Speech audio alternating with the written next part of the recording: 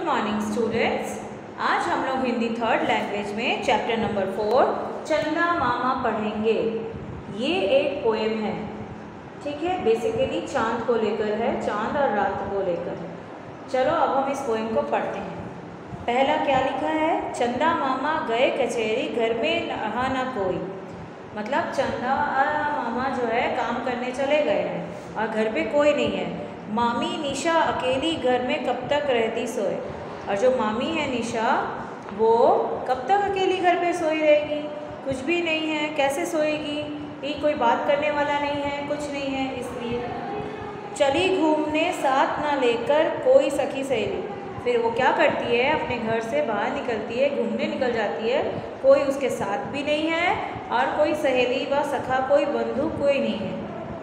देखी उसने सजी सजाई सुंदर एक हवेली। उसने देखा एक सजी सजाई बहुत सुंदर, जो कि डेकोरेट किया हुआ है, वो वाली हवेली उसने देखी, ठीक है। आगे सुंदर, पीछे सुंदर, सुंदर दाएं बाएं। वो कैसे? आगे से भी बहुत सुंदर है, पीछे से भी बहुत सुंदर है, दाएं से भी बहुत सुंदर है, बाएं से भी, मतलब ऑल टोटल वो हवेली बहुत सुंदर है। नीचे सुंदर, ऊपर सुंदर, नीचे भी सुंदर है और ऊपर भी सुंदर है। सुंदर सभी दिशाएं, सभी दिशाएं उसकी बहुत सुंदर है। आ गया समझ में? देख हवेली की सुंदरता, वो फूली नहीं समाई, ठीक है। जब वो इतनी ज़्यादा ब्यूटीफुल चीज़ देख रही है, इतनी ज़्यादा सुंदर चीज़ देख रही है, तो उसके में खुशी का कोई ठिकाना नहीं रहा। मतलब फूली ना समाई, मतलब बहुत खुश होना। वो बहुत खुश हो गई उस हवेली को देखकर, ठीक है। आओ नाचे उसके जी में ये तरंग उठाई। उसका मन हुआ कि अब नाचे, ये चीज़ उसके मन में विचार आया कि वो नाचेगी, ठीक है। पहले वो सागर पर नाची, फिर नाची जंगल में। पहले वो कहाँ पर जाके नाची? पहले वो सागर में जाके नाची, फिर उसके बाद कहाँ पे नाची? जंगल में नाची। फिर पहाड़ पर चढ़ चुपके से वह चोटी पर नाची। फिर वो चुपके से कहाँ चढ़ गई? पहाड़ के ऊपर चढ़ गई और चढ़ने के बाद वो वहाँ पर भी नाची, ठीक है। वह थी ऐसी मस्त हो रही थी, वह थी ऐसी मस्त हो रही, आगे क्या गति होती, ठीक है। वो ऐसे नाच रही थी, इतनी मस्त होकर नाच रही थी कि आगे उसकी गति का कोई ठिकाना नहीं। वो बहुत स्पीड हो गई, उसमें बहुत स्पीड आ गई। टूट न जाता हार कहीं जो, बिखर न जाते मोती।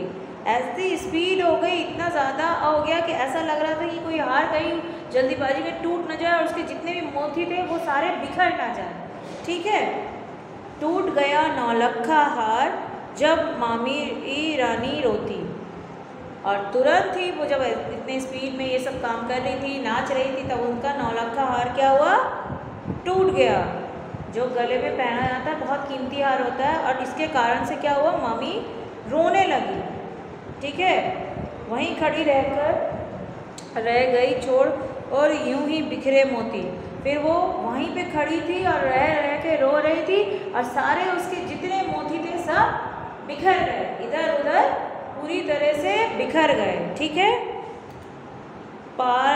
पाकर हाल दूसरे ही दिन चंदा मामा दौड़े आए और उसका जैसे ही हाल सुना कि वो रो रही है, उसका हार टूट गया है, बिखर गए सारे मोती, इसके कारण से वो रोई पड़ी है, तो ये हाल सुनकर चंदा मामा दौड़े दौड़े आ गए। कुछ शर्मा कर खड़ी हो गई मामी मुंह लटकाए।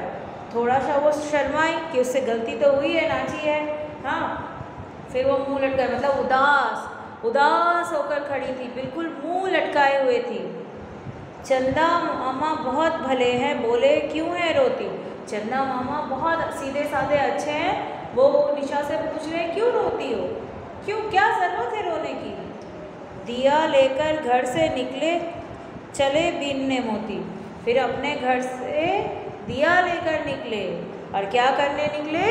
जितने भी जगह मोती गिरे हुए हैं उसको बीनने, ठीक है। एक्चुअल बात ये है, चांद जब जाता है उसके पीछे पीछे रात आती है, फिर चारों तरफ रात आ जाती है और उसका गले का हार मोती मतलब तारे, वो चारों तरफ बिखर जाते हैं और चांद की अपनी एक रोशनी होती है, तो वो दिया लेकर क्या करने जाते हैं यहाँ बोला है मोती बिखेरने ढूंढने, मतलब सारे तारों को ढूंढने जाते हैं। ये है पूरी स्टोरी, सॉरी ये है पूरा पोएम। ओके, समझ में आया? ये इसका सार है। उसके बाद पहले तो इस पोएम में तुम्हें क्या याद करना है? पहली 4 लाइन, चंदा मामा गए कचहरी, घर में रहा ना कोई, मामी निशा अकेली, घर में कब तक रहती सोई। ये 4 लाइन तुम्हें याद करना है, ठीक है? उसके बाद ये किसने लिखा है? इसको लिखा है राम नरेश त्रिपाठी जी ने। इसको याद कर लेना, किसने लिखा है? राम नरेश त्रिपाठी। अब इसमें कौन कौन सा वर्ड मीनिंग मार्क करना है? पहला है तरंग। तरंग मतलब विचार, मतलब तुम्हारी सोच, ठीक है? तरंग मतलब विचार। उसके बाद है दिया। दिया मतलब दीपक। दिया मतलब क्या? दीपक। चारों तरफ रोशनी, दीपक ये है, ठीक है? फिर निशा। निशा मतलब क्या? रात। निशा मतलब क्या? रात। चारों तरफ रात है ये। फिर उसके बाद जी। जी मतलब मन। जी मचलाना मतलब मन। ओके, यहाँ मन की बात कर रहा, मेरा मन नहीं मान रहा, मेरा जी नहीं मान रहा, ठीक है? इसको कहते हैं मन। उसके बाद बीनना। बीनना मतलब चुनना, एक एक करके चुनना, ऐसे करके सेलेक्ट करने को कहते हैं बीनना, ठीक है? उसके बाद टर्न करो पेज। उसके बाद पहले क्या लिखा है? मौखिक चंदा मामा कहाँ गए थे? इसका क ख ग तीनों करोगे।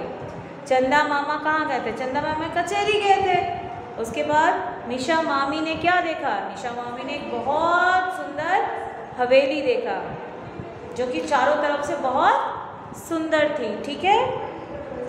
निशा मामी की खुशी का कारण क्या था?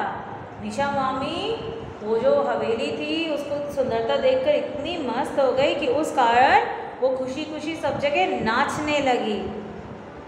उनका मन खुश हो गया और वो नाचने लगी, यही है कारण, ठीक है? उसके बाद लिखित का नंबर 1, चंदा मामा के कचहरी जाने पर घर पे कौन अकेला रह गया?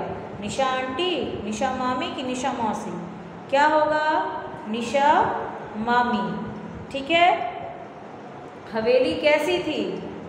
सजी सजाई कि बदरंग की पुरानी? हवेली कैसी थी? हवेली सजी सजाई थी। कैसी थी? सजी सजाई, पूरी सजाई हुई थी, ठीक है? उसके बाद हार किस प्रकार का था? हार कैसा था? हार सतरंगा, हीरे का कि नौलखा? नौलखे का हार था, ठीक है? नौलखा हार था। फिर इसमें तुम्हें क्या दिया गया है? तुम्हें रिटन के क्वेश्चन आंसर दिए, वो तुम्हें नहीं करना है। ये एक पोएम है, तुम्हें पोएम को ही याद करना है। उसके बाद भाषा ज्ञान में आओ। भाषा ज्ञान में नंबर 1 भी मत करना, नंबर 2 भी मत करना, नंबर 3 यहाँ पे क्या बोला है? सामान्य शब्द पर सही का निशान लगाए। सामान्य मतलब मिलता जुलता, सेम अर्थ वाला, ठीक है? जैसे पहला लिखा है कोई, राइमिंग वर्ड्स। फिर उसका क्या? अकेली, सोई की रहती? सोई, ठीक है? उसके बाद हवेली। हवेली का क्या होगा? चली, सजाई कि सहेली? सहेली। क्या होगा? सहेली। दिशाएं। दिशाएं का क्या होगा? दाएं, आगे, पीछे। दिशाएं का क्या होगा? दाएं, ठीक है? समाई। समाई का क्या होगा? आओ, आई, फूली। समाई का होगा आई। समाई का क्या होगा? आई। फिर क्या है? मोती।